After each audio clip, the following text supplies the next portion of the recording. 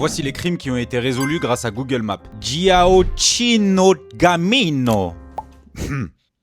Pizza. C'était un nom qui faisait trembler la Sicile dans les années 90. Gio? Ouais, on va l'appeler Gio, c'est beaucoup plus simple. Gio, c'était un cadre de la Stida. C'était une organisation mafieuse ultra violente, impliquée dans des fusillades en pleine rue, trafic de drogue international, enfin la mafia quoi. Il se fait arrêter pour la première fois à Barcelone. Il est extradé en Italie et condamné à la perpétuité. Mais en 2002, attendez. Mais en 2002, il s'évade de la prison de Rebibbia à Rome parce qu'il y avait un tournage dans la prison. Et pendant 20 ans, plus de nouvelles de Gio. Même la famille n'avait plus de nouvelles. Mais un jour, des enquêteurs italiens de la DIA décident de faire une patrouille virtuelle en Espagne, random comme ça, on sait pas pourquoi. Et si vous vous rendez sur les coordonnées GPS que je vous affiche à l'écran, vous tombez ici sur ce magasin à Galapagar, qui est fermé. Vous vous doutez pourquoi il est fermé, mais à l'époque, voici ce que la patrouille italienne a vu. Et sur cette image, comme vous pouvez voir, il y a deux hommes qui discutent. Ils ont reconnu immédiatement la cicatrice au menton de Gio. Donc ils poussent l'enquête encore plus loin en cherchant un peu sur Facebook, etc.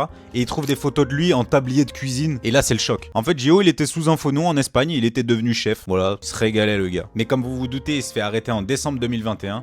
Et ce jour-là, il bégaye complètement. Mais comment vous m'avez retrouvé? Non, ça c'est raciste aussi.